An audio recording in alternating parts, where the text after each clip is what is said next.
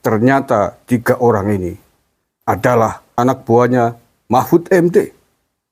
Ya, saya punya datanya.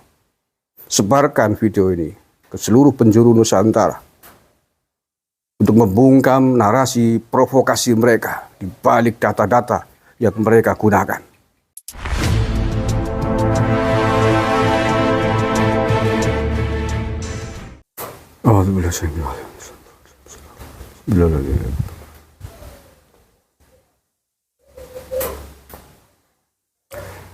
Kalau Anda menonton video ini, gunakanlah sebagai alat untuk membungkam provokasi yang dilakukan oleh film Dirty Fort.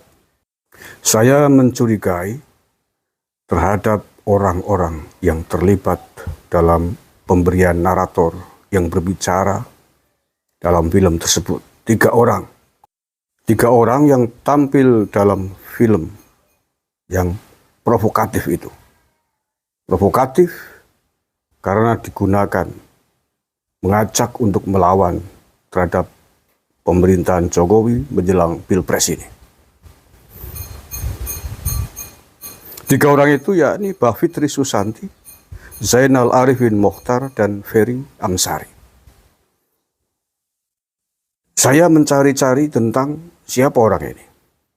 Sebagai sebuah bukti, apakah mereka pure sebagai pakar hukum, sebagai akademisi, ataukah ada kepentingan politik dalam hal ini.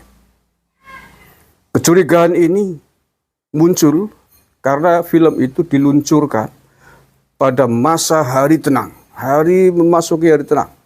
Hari pertama hari tenang kemarin, tanggal 11 Februari 2024, di mana mestinya seluruh pihak menggunakannya untuk menenangkan diri agar pemilu bisa berjalan dengan damai.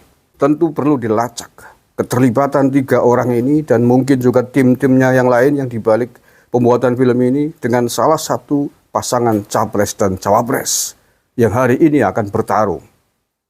Dan saya telah menemukan ternyata 3 orang ini adalah mantan anak buahnya Mahfud MD. Ya, saya punya datanya. Sebarkan video ini ke seluruh penjuru Nusantara untuk membungkam narasi provokasi mereka di balik data-data yang mereka gunakan. 3 orang ini adalah anggota tim kerjanya Mahfud MD di bawah koordinasi Kementerian Politik, Hukum, dan Keamanan.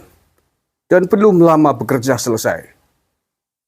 Mereka tergabung dalam tim yang disebut dengan tim reformasi hukum yang dibentuk oleh Mahfud MD pada Mei 2023 yang lalu dan berakhir masa kerjanya Desember 2023 yang lalu. 2 bulan yang lalu, belum lama. Mahfud MD membentuk tim reformasi hukum ini. Ada banyak anggotanya, tidak hanya 3. Termasuk di antaranya adalah Faisal Basri, Najwa Shihab, Eros Jarot, dan masih banyak. Mereka dikelompokkan dalam tim-tim yang berbeda. Dan Mbak Fitri CS ini yang ada di film ini masuk dalam satu tim. Biar tidak salah saya sebutkan ini. Silakan Anda lacak itu. Masih ada beritanya. 3 orang ini satu tim dalam kelompok kerja reformasi sektor peraturan perundang-undangan yang diketuai oleh Susi Dwi Haryanti. Sekretarisnya adalah Asisten Deputi Koordinasi Materi Hukum, Deputi Bidang Koordinasi Hukum dan HAM Kemenko Polhukam. Nah, dalam tim ini, Mbak Fitri CS tidak hanya sendirian, tidak hanya 3 orang itu, tapi ada beberapa nama yang lain. Anggotanya adalah Erwin Muslimin Singajuru, Staf Sus Menko Polhukam, Amiduddin Ilmar, Mbak Fitri Susanti, Zainal Arifin Mokhtar, Ferry Amsari, Erasmus Athena Pitubulu, Fitriani Ahlan Syarif, Adam Muhsi, dan Refki Saputra. Jelas, maka dari data dan fakta ini sangat kuat bahwa dugaan kita film yang dibuat sangat provokatif ini memiliki afiliasi kepentingan politik. Patut diduga dengan kepentingan politik. Datanya menunjukkan bahwa 3 orang ini adalah mantan anak buah Mahfud MD belum lama, yang dikoordinasi secara resmi di bawah Kemenkopol Hukam. Data-data yang disampaikan dalam Dirty Vote barangkali benar adanya, tetapi tidak setiap data yang benar digunakan untuk kepentingan dan tujuan yang benar. Pedang yang tajam, kalau digunakan untuk hal yang baik akan menjadi baik. Tetapi kebenaran tentang tajamnya pedang menjadi bernilai kriminal ketika digunakan untuk membunuh seseorang. Jangankan hanya data-data seperti ini. Ayat Al-Quran, agama menjadi buruk ketika digunakan untuk kepentingan politik praktis. Itulah yang disebut dengan politik identitas. Memperalat, memperkosa agama untuk kepentingan politik. Dan itu menghancurkan agama itu sendiri. Ini menurut saya levelnya hampir sama. 11-12. Motifnya sama, hanya jubahnya saja yang berbeda. Sebagai umat muslim, pasti pernah mendengar peristiwa pembunuhan Sayyidina Ali, di mana Ibnu Muljam menggunakan Al-Quran untuk membunuh Sayyidina Ali. Al-Qurannya benar, ayatnya benar, tapi kemudian digunakan untuk kebatilan, digunakan untuk kepentingan politiknya. Demikian informasi yang saya sampaikan di hari tenang ini. Karena film ini dirilis di hari tenang, maka saya bikin bantahan untuk membungkam film Dirty Vote ini di hari tenang juga. Film yang menurut saya sangat provokatif. 1, dibuat di hari tenang. Yang kedua, menjustis pemilu ini curang. Yang ketiga, mengajak publik untuk melawan pemerintah dengan data-data yang mereka ungkapkan.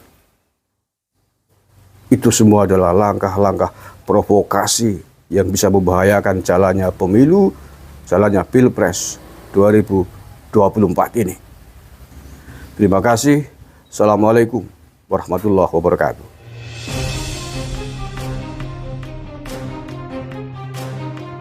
Saya kira pemilih sudah menetapkan pilihannya kepada siapa mereka, dan sangat kecil kemungkinan dipengaruhi oleh banyak hal, termasuk oleh film Dirty Vote ini enggak.